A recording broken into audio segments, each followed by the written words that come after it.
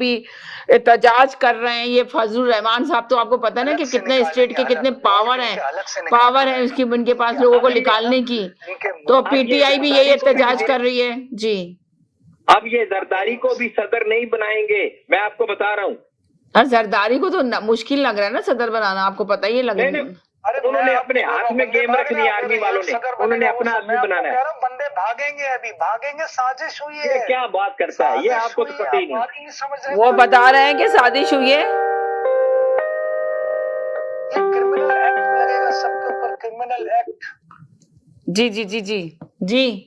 बलाग अल काजिब इसको बोलते हैं, अरबी में बोलते हैं बलाग अल काजिब, यानी आपने झूठी एफआईआर काटी है इमरान खान के खिलाफ, उसका बयानियों को आपने रद्द किया जो अब सच हो गया है।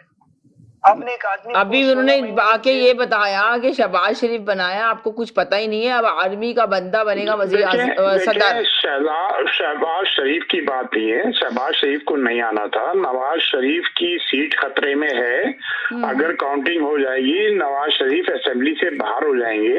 उनको जाली तरीके से जिताया गया है। यास्मीन राशिद जो है जीत चुकी है, वहां से जीत चुकी है, इसलिए नवाज शरीफ को रुक जा मैं चौधरी साहब आपसे लेती हूँ, ये बोल रहे हैं जी। क्या मैं सिर्फ ये कहना चाह रहा हूँ कि चौधरी साहब अगर काउंटिंग की बात करते हैं तो इस वक्त टारगेट किया है तकरीबन 21 लोगों की दोबारा काउंटिंग में, ये सारा का सारा मलबा गिर जाएगा नीचे।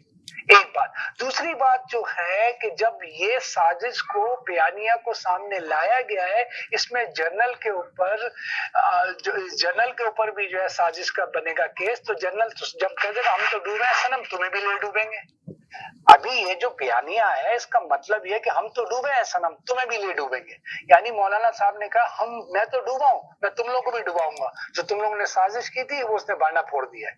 अब जो देखें जितना पाकिस्तानी अवाम ने, इतने लोगों ने जो वोट दिया, अब वो डबल हो जाएगा, वो सारी हमदर्दियां अब और पाकिस्तान में आ जाएंगी इमरान खान के लिए। देखिए हमदर्दियां की बात नहीं है सैयद साहब, बात सुने आप नहीं सैयद साहब। देखिए दो चीजें चौधरी साहब एक मिनट के लिए आप प्लीज माफ करें, आप लोगों में 6 महीने से आपकी बकवास सुन रहा हूँ और बकवास का आज आपको जवाब मिल गया। यार 1 मिनट आप सुन लिया होता आपका दिमाग सही हो जाता। आप 6 महीने से सुन रहे हैं, आपने वो कह रहे हैं कि 6 महीने से मैं खुद बकवास कर रहा था, आपको भी यही बोल रहे हैं, ये नहीं कह रहे कि आप बोल रहे थे। आ जाते हो आप यहाँ शरबत पी के आ जाते हो, एक दिन भी ढंग की बात नहीं की आपने यार आपके चैनल से 2 महीने की छुट्टी में जैदी साहब चले जाते। देखिए बात सुने आप, इस वक्त डिपेंड कर रहा है, आपको कोई खबर है नहीं कि हो क्या रहा है।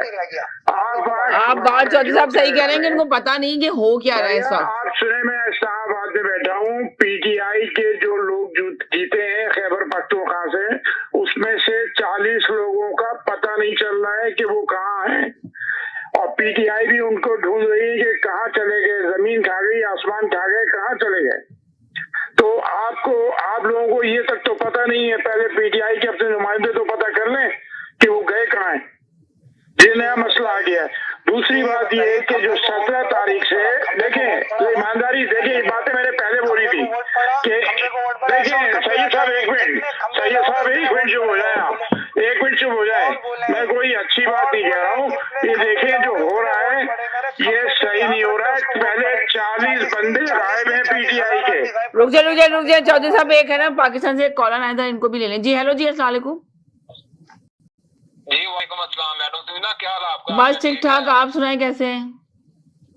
मैं अल्हम्दुलिल्लाह ठीक हूँ। आप तो मुझे आने ही नहीं करती हैं, पता नहीं क्या बात है, इतना पुराना कॉलर हूँ पाकिस्तान से और आप कभी मौका नहीं देती हैं बात करने का। मैंने अभी आपने कॉल की, मैंने आपको मौका दिया, आपका नेट ही नहीं चलता, आपका मिलती नहीं कॉल। अब स्टार्ट करें, बात करें आप। हाँ अब इतनी देर ये कहेंगे कि मुझे मौका नहीं देती। जी बोलिए।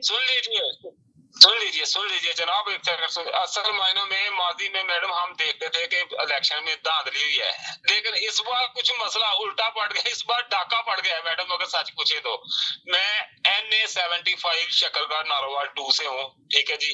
दानियाल चौधरी साहब का मुस्लिम लीग नून के टिकट पे यहाँ से जीता करते थे, तो इस बार वो हार चुके हैं और अनवारुल हक चौधरी यहाँ से जीत चुके हैं शेर के टिकट पे। तो मैडम इस बार तो बहुत बड़ा डाका पड़ गया अवाम के वोट के ऊपर ना, ये तो बहुत ज्यादा ज्यादती है। मैं इसकी खुदा लफ्जों में मुखालफत करता हूँ, ये कोई अच्छी बात नहीं की हुई इस बार। सुल्ताना डाकू का काम ही डाका मारना है।